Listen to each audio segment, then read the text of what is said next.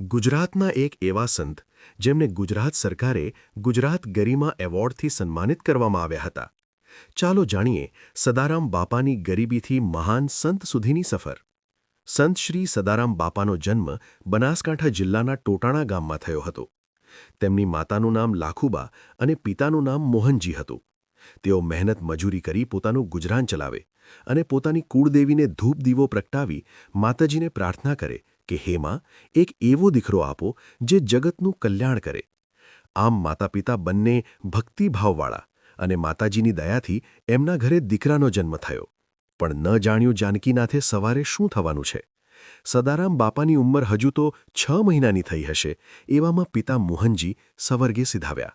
માતા લાખુબા ઉપર અચાનક દુઃખ આવી પડ્યું. પણ સંસ્કારી, ઉદાર, ભક્તિભાવવાળા માતા લાખુબાએ અતરડાનો પ્રેમ આપી પુત્ર સદારામને મોટા કર્યા. ઘરમાં આર્થિક પરિસ્થિતિ નબળી એટલે પેટનું રળિયું પૂરવા પોતાના મામા સાથે સિદ્ધપુરની વાટ પકડી. શરીર તોડીને તનતોડ મહેનત મજૂરી કરવા લાગ્યા. જે કામ મળે તે પૂરા દિલથી કરતા. ત્યાંથી બાવળા અને વડોદરા જઈ પણ મજૂરી કરવા લાગ્યા. મિલ કામદાર તરીકે મજૂરી કરી પણ અંતરમાં ક્યાંય ચેન નથી. ભૂખ, વ્યસનો અને અજ્ઞાનતાથી પીડાતા સમાજને જોઈ હૈયું હલવાઈ જતું. હજુ તો યુવાનીના ઉંમરે પગ મૂક્યો હતો ને મનમાં વૈરાગ્ય જાગ્યો. મનમાં સંકલ્પ કર્યો કે આધ્યાત્મિક ઉત્થાનનું કાર્ય કરવું છે. સંકલ્પ અને ઉજાગર કરવા સમગ્ર ભારતભરની તીર્થયાત્રા કરી.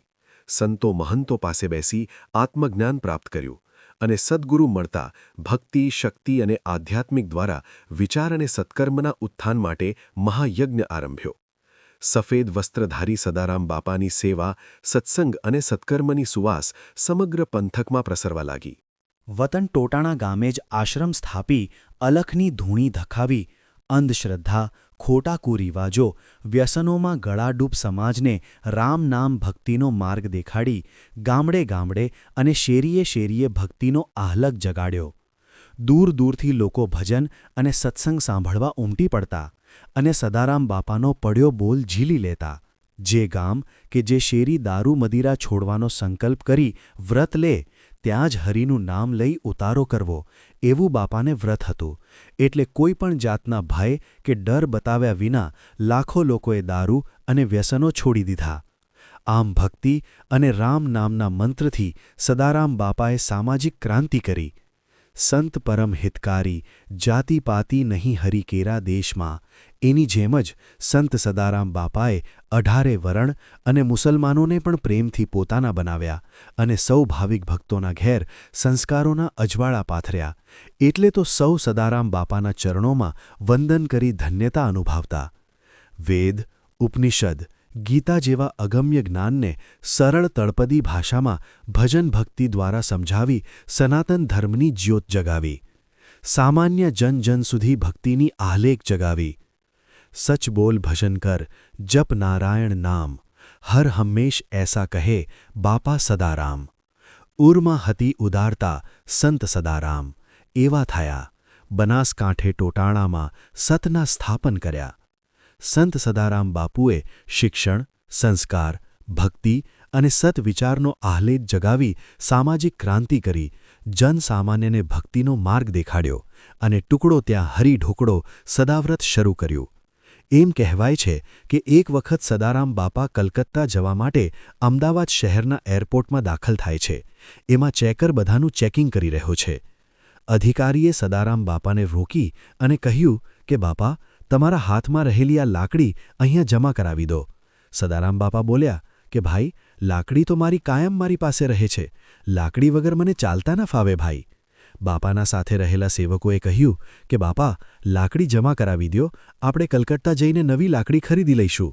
સદારામ બાપાએ અધિકારીના હાથમાં લાકડી આપી ચાલતા થયા અને જ્યાં પ્લેનમાં બેસવાની તૈયારી કરે છે ત્યાં તો તે અધિકારી દોડતો આવીને સંત સદારામ બાપાના પગમાં પડી ગયો અને કહે છે કે આ લાકડીનો ભાર મારાથી સહન નથી થતો.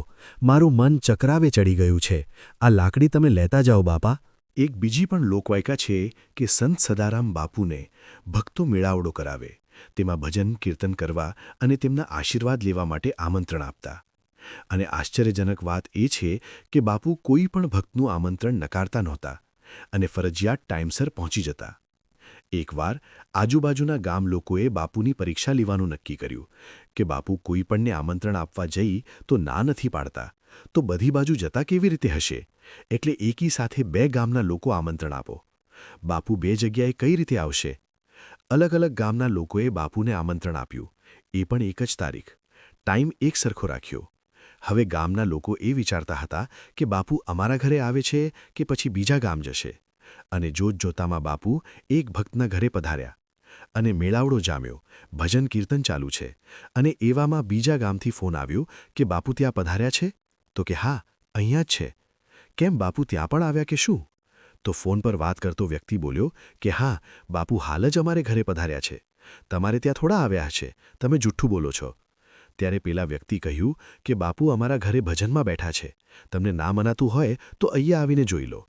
ત્યારે તે ગામના 2-3 લોકોએ ત્યાં આવીને જોયું તો તેમના હોશ ઉડી ગયા કે આ કેવી બને, એક વ્યક્તિ 2 ગામમાં ભજનમાં કઈ રીતે ભાગ લઈ શકે.